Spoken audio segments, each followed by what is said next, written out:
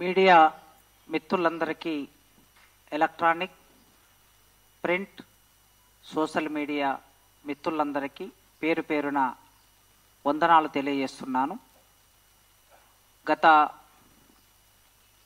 30 సంవత్సరాలుగా మీ రాత, మీ విజువలైజేషన్ మా ఉద్యమానికి అండదండగా నిలబడింది.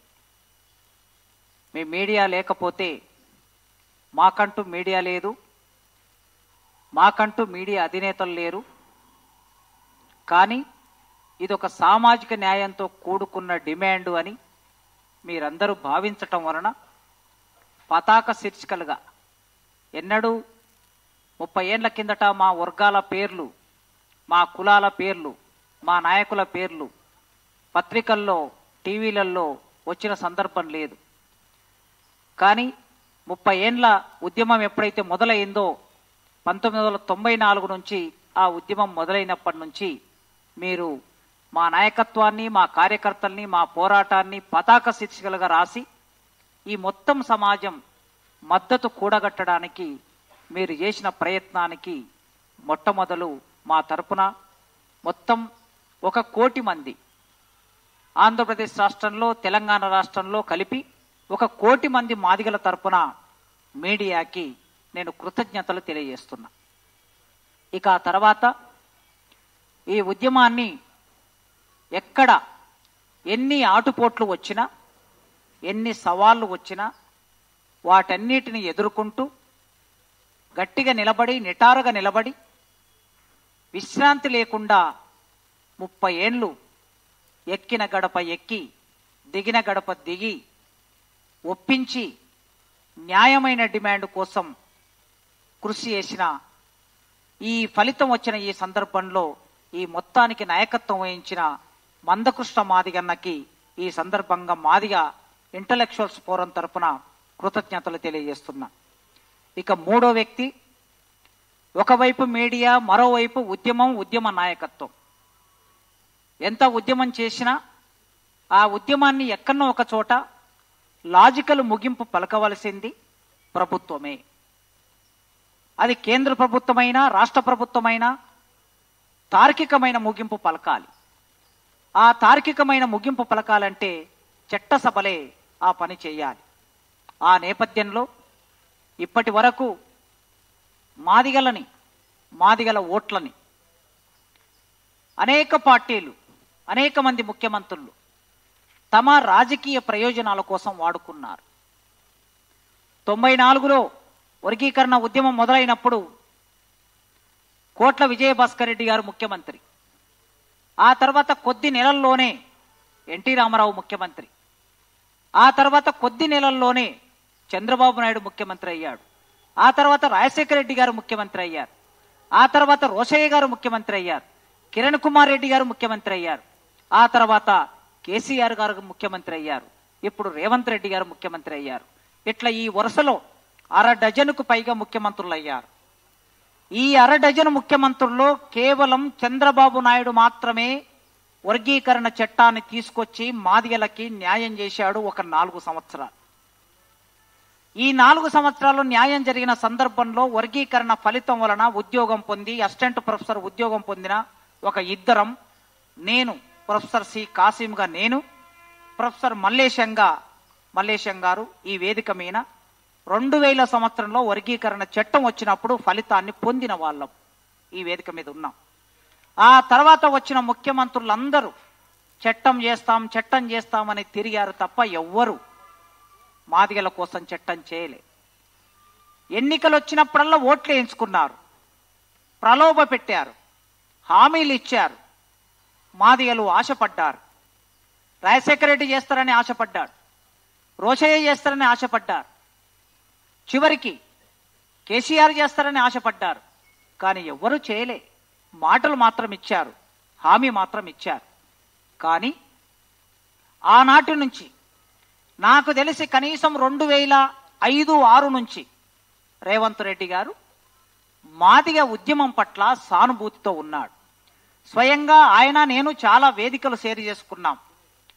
ఢిల్లీలో మాదిగ విద్యార్థులు ఎంఎస్ఎఫ్ అనే సంఘం సభ జరిపితే 10,000 మందితో ఆ సభా వేదిక మీద పార్లమెంటు నుంచి ఎంపీగా కాంగ్రెస్ పార్టీ తరఫున రేవంత్ రెడ్డి గారు వచ్చారు. నేను మందకృష్ణ వేదిక మీద ఉన్నాం. ఆ ఢిల్లీ సభకు వచ్చి మాట్లాడాడు ఆయన రేవంత్ రెడ్డి గారు. నేను మాదిగల పక్షం, న్యాయం పక్షం, సామాజిక న్యాయం పక్షం. మా ఊరిలో మాదిగలు నాకు స్నేహితులున్నారు. వ్యవసాయ పనుల్లో మేము భాగంగా ఉంటాం. నేను జెడ్పీటీసీ గెలవడానికి, తర్వాత ఎమ్మెల్సీగా గెలవడానికి, తర్వాత నేను ఎంపీగా గెలవడానికి మాదిగలే కారణమయ్యారు. వాళ్ళ పట్ల నాకు సానుభూతి ఉంది. ఆ బాధని నేను అర్థం చేసుకోగలను. ఖచ్చితంగా నేను అధికారంలోకి వస్తాను, వచ్చిన తర్వాత పరిష్కరిస్తాను అని ఢిల్లీలో మాట్లాడాడు. ఆ తర్వాత ఇక్కడనే మా అన్న పురుషోత్తం గారు, ప్రొఫెసర్ పురుషోత్తం గారు, ఆయన పుస్తకం రాశాడు. ఆయన జీవితాన్ని కలిపి ఒక పుస్తకం రాస్తే ఆ పుస్తక ఆవిష్కరణ సభ ఇదే ప్రెస్ క్లబ్ లో జరిగింది. ఈ ప్రెస్ క్లబ్ లో ఆయన సభకు వచ్చాడు ముఖ్య అతిథిగా. నేను ఆ వేదిక మీద ఉన్నా. ఆనాడు నేను అడిగాను, ఆ రోజు మీరు మాట్లాడిన మాట ప్రకారం, ఢిల్లీలో మాట్లాడిన మాట ప్రకారం మా బాధ, పురుషోత్తం గారు ఉద్యమం మొదలైనప్పటి నుంచి మాతో ఉన్నారు. ఈ సమస్యని ఈ పుస్తకంలో వ్యక్తమైంది, ఈ తెలంగాణ సమస్య పుస్తకంలో వ్యక్తమైందంటే ఆ రోజు కూడా రేవంత్ రెడ్డి గారు నేను మాదిగలకి న్యాయం చేస్తానని హామీ ఇచ్చాడు. ఆ తర్వాత పార్టీ నాయకుడయ్యాడు, కాంగ్రెస్ పార్టీ నాయకుడయ్యాడు, పిసిసి ప్రెసిడెంట్ అయ్యాడు. టిపిసిసి ప్రెసిడెంట్ అయిన తర్వాత జరిగిన చాలా సభల్లో ప్రకటించాడు. దానితో పాటు ఎన్నికల మేనిఫెస్టో, ఎన్నికలు వచ్చినప్పుడు ఎస్సీ ఎస్టీ ఎన్నికల మేనిఫెస్టో ప్రకటించినప్పుడు చేవెళ్ళే డిక్లరేషన్ అంటాం దాన్ని, మల్లికార్జున ఖర్గే గారు ఆ డిక్లరేషన్ ఇచ్చారు. ఆనాడైన మొదటి పాయింట్ ఏముందంటే ఎస్సీ రిజర్వేషన్ వర్గీకరణ అనే ఉంది. ఈ మొత్తం ప్రాసెస్ లో రేవంత్ రెడ్డి గారు తన చిత్తశుద్ధిని ప్రదర్శించాడు, తన కమిట్మెంట్ను ప్రదర్శించాడు.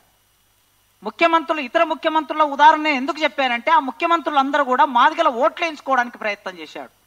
కానీ ఈయన తన కమిట్మెంట్ను మాదిగల పట్ల ప్రదర్శించినందుకు మాదిగ జాతి, మాదిగ కులము, ఈ కులము కృతజ్ఞత లేని కులం కాదు.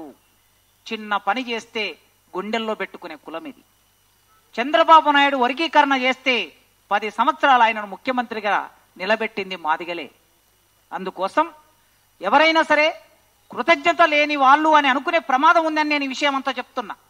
రేవంత్ రెడ్డి గారి ప్రభుత్వ విధానాలలో సందర్భం వచ్చినప్పుడు నేను భిన్నాభిప్రాయాలు వ్యక్తం చేస్తా. వారు విద్యా రంగంలో, పారిశ్రామిక రంగంలో, వ్యవసాయ రంగంలో, ప్రభుత్వ విధానాల్లో తీసుకున్న నిర్ణయాల్లో లోపాలని నేను వేరే వేరే సందర్భాల్లో మాట్లాడతా. ఖచ్చితంగా నేను వ్యతిరేకిస్తా. కానీ ఈ పర్టికులర్ సందర్భంలో ఈ ఉద్యమంతో నేను 30 ఏళ్లుగా ఉన్నాను. ఆ ఉద్యమం పెయిన్ ఏంటో నాకు తెలుసు. ఆ పెయిన్ను పరిష్కరించడం కోసం ఆయన ఇచ్చిన మాట ప్రకారం అసెంబ్లీలో ఆగస్టు 1వ తారీఖున సుప్రీంకోర్టు తీర్పు రాగానే, నిజానికి ఎవరైనా ముఖ్యమంత్రి ఏం చేస్తారంటే తీర్పు మొత్తం వచ్చిన తర్వాత కాపీ చేతిలోకి వచ్చాక, 565 పేజీల కాపీ చేతిలోకి వచ్చినాక మేము తీర్పు చూసిన తర్వాత మాట్లాడతామని అంటారు ముఖ్యమంత్రులు. కానీ స్క్రోలింగ్ను చూసి ఆయన వచ్చి మాట్లాడాడు. జస్ట్ స్క్రోలింగ్ వస్తూ ఉంది. 10:30కు కోర్టు స్టార్ట్ అయింది. 11 గంటలకి బెంచ్ మీదకి వచ్చింది. 11:35 నిమిషాలకి స్క్రోలింగ్ మొదలైంది. ఆయన 12 గంటలకు వచ్చి అనౌన్స్ చేశాడు. కనుక అనౌన్స్ చేసినప్పుడు ఏ మాట మీద ఉన్నాడో మేము 1 నెల రోజుల తర్వాత కొద్దిమంది మేధావులము, ఎమ్మెల్యేలము వెళ్ళి ఆయనను కలిసినప్పుడు ఒకటే మాట అన్నాడు, మాదిగలు నాకు ఓట్లేస్తారా వెయ్యరా అనేది తర్వాతి సంగతి, మాదిగలకి నేను మాట ఇచ్చాను, ఆ మాట నిలబెట్టుకుంటాను అన్నాడు. ఇవాళ ఆ మాట నిలబెట్టుకున్నందుకు అసెంబ్లీలో బిల్లు పెట్టారు, ఆమోదం తీసుకున్నారు, జీవో తీసుకురావాల్సిన అవసరం ఉన్నది. ఈ ప్రాసెస్ పూర్తి అయింది. నాకు తెలిసి మొత్తం ప్రాసెస్ పూర్తి అయింది. ఇక జీవో రావాల్సి ఉంది, చట్ట రూపం తీసుకోవాలి. ఆ చట్ట రూపం తీసుకునే వరకు ఇచ్చిన మాట ప్రకారం నిలబడిన రేవంత్ రెడ్డికి వ్యక్తిగా నేను కృతజ్ఞతలు చెప్పడమే కాదు, ఇక్కడ కూర్చున్న మాదిగ మేధావుల ఇంటలెక్చువల్ ఫోరం తరపున మేము ఆయన కృతజ్ఞతలు చెప్పడం మా బాధ్యతగా భావిస్తున్నాం. ఈ బాధ్యతగా భావించి వెంటనే ఇప్పటికి 2 రోజులు గడిచింది. ఇంకొక 5 రోజుల్లో జీవో తీసుకురావాలని నేను విజ్ఞప్తి చేస్తున్నా. 5 రోజుల్లో, వారం కన్నా ఎక్కువ సమయం పట్టదు. వారు తలుసుకుంటే ఈ జీవో వస్తే ఇంకా మాదిగల్లో ఉన్న ఆందోళన తొలగిపోతుంది. ఆ తొలగిపోవడం కోసం వెంటనే జీవో తీసుకురావాలి. జీవో తీసుకొచ్చి ఇప్పటి వరకు ఏవేవైతే నోటిఫికేషన్స్ ఇచ్చి రిజల్ట్స్ ఇవ్వకుండా ఉన్నారు, ఈ రిజల్ట్స్ ఇవ్వకుండా ఉన్న నోటిఫికేషన్స్ గ్రూప్ 2 ఉన్నది, గ్రూప్ 1 ఉన్నది, ఇంకా కొన్ని ఉద్యోగాలు ఉన్నాయి. రాబోయే ఉద్యోగ నోటిఫికేషన్లో ఎలాగూ ఈ జీవో వర్తింపజేస్తారు. కానీ ఇప్పటికే వచ్చిన జీవోలో కూడా ఈ జీవోను అనుసరింపజేసి సెలక్షన్ ప్రాసెస్, ఇంటర్వ్యూలు జరిపేటప్పుడు సెలక్షన్ ప్రాసెస్కు దీన్ని వర్తింపజేస్తేనే మీరు చేసిన కృషికి ఫలితం దక్కుతుంది, మాదిగ బిడ్డలకి న్యాయం దక్కుతుంది. వెంటనే జీవో తీసుకొచ్చి ఆ పని చేయాలని రేవంత్ రెడ్డి గారిని కోరుకుంటున్నా. ఇక మిగతా విషయాలంటారా, ప్రాసెస్లో చాలా విషయాలు ఉంటాయి. ఎక్స్క్లూడివ్ అండ్ ఇంక్లూజివ్ అనేటటువంటి విషయాలు ఉంటాయి. మేము మేధావులం గనక ఖచ్చితంగా రేవంత్ రెడ్డి గారి అపాయింట్మెంట్ తీసుకుంటాం. త్వరలోనే అపాయింట్మెంట్ తీసుకొని వారిని కలుస్తాం. మా అభిప్రాయాలను స్పష్టంగా వారితో మాట్లాడతాం. భవిష్యత్తులో సామాజిక న్యాయం అంటే అందరికీ సమన్యాయం జరగటమే. ఆయన్ని అన్నాడు, ఇది ఫిబ్రవరి 4వ తారీఖు సామాజిక న్యాయ సాధన దినం అని ప్రకటించాడు. సామాజిక న్యాయ సాధన దినం అని ప్రకటించారు కదా, మీరు అదే మాట మీద ఉండండి. అదే మాట మీద మీరు ఉన్నట్లయితే మాదిగ దళిత కులాల్లో అట్టడుగు మాదిగలు, మాదిగల్లో అట్టడుగు ఎవరు? మాదిగ ఉపకులాలు. మాదిగ ఉపకులాలు అట్టడుగు, మాదిగ ఉపకులాల్లో అట్టడుగు ఎవరు? డక్కలోళ్ళు. డక్కలోళ్లకు సామాజిక న్యాయం జరగాలి. మీ సామాజిక న్యాయ దినం ఏదైతే అన్నారో వాళ్ళకు సామాజిక న్యాయం జరగడానికి ఏమైనా హార్డిల్స్, అడ్డంకులు, అవరోధాలు ఉంటే వాటిని కూడా మీరు పరిష్కరిస్తే ఖచ్చితంగా సామాజిక న్యాయం జరుగుతుంది. ఈ నేపథ్యంలో మళ్ళీ ఒక్కసారి మందకృష్ణన్న ఈ మొత్తం ఉద్యమ నేపథ్యంలో తన జీవితాన్ని, తన సమయాన్ని, తన కుటుంబాన్ని, తన శ్రమని దారపోశాడు ఉద్యమానికి. ఆయన దళిత ఉద్యమానికి ఒక చుక్కాని, ఒక దిక్చూసి, ఆ దిక్చూచిగా ఉన్న మందకృష్ణన్న ఆయన కోరికని, డిమాండ్ను మన్నించినటువంటి రాష్ట్ర ప్రభుత్వం ఇవాళ వర్గీకరణ చేసింది. వెంటనే దాన్ని జీవో రూపంలో తీసుకురావాలని కోరుకుంటూ, ఈ సందర్భంగా ఎవరికి శత్రువులు కాదు, మనం కలిసి పోరాడవలసిన వాళ్ళం. ఒక చిన్న అంశం, అన్నదమ్ములకు మధ్యలో సామాజిక న్యాయాన్ని పంపిణీ చేసుకోవాల్సిన ఒక చిన్న అంశం ముందుకొచ్చింది. ఆ చిన్న అంశం ముందుకొచ్చినప్పుడు అంబేద్కరే చెప్పాడు, ఎవరి జనాభా దామాష ప్రకారం వారే ఫలితం అనుభవించాలి. ఏ ఒక్క కులమైనా సరే వారి కులానికి ఎక్కువగా ఫలితాలు అనుభవించడం సామాజిక న్యాయం కాదని అంబేద్కర్ 1947లోనే ప్రకటించాడు.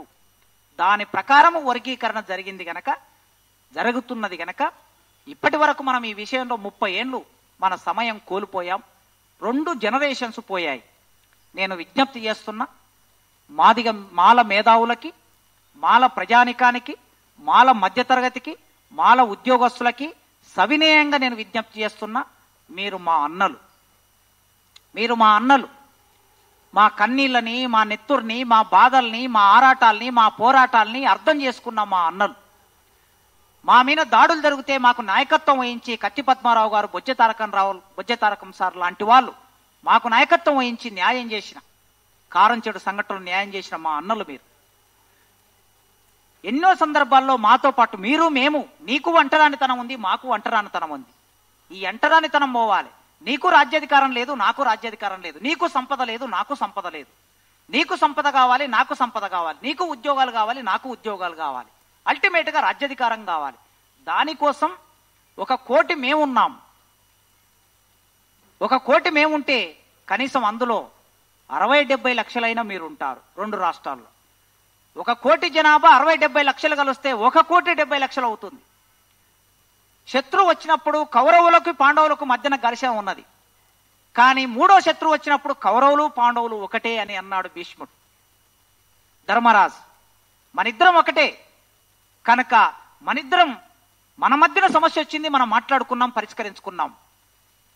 భవిష్యత్తులో రాబోయేది పోరాటంలో మనిద్దరం ఒకటి. ఈ కాలంలో తెలిసో తెలియకో, ఆవేశంతోనో బాధతోనో మా వైపు నుంచి ఎవరైనా, విద్యార్థులైనా, మేధావులైనా, ఉద్యమ నాయకత్వమైనా మీ మనసు నొప్పించుంటే నేను క్షమాపణ అడుగుతున్నా. ఈ మొత్తం 30 ఏళ్ల కాలంలో తమ్ముడిగా మీ మనసు ఎక్కడైనా మా మాటల్లో, మా చేతల్లో మీ మనసు నొప్పించుంటే మీరు బాధపడకండి. నేను క్షమాపణ కోరుతున్నా. మన ఇద్దరం అన్నదమ్ములుగా ముందుకు వెళ్దామని కోరుకుంటూ ఈ సమావేశానికి వచ్చిన మీ అందరికీ పేరు పేరున వందనాలతో థ్యాంక్ యూ.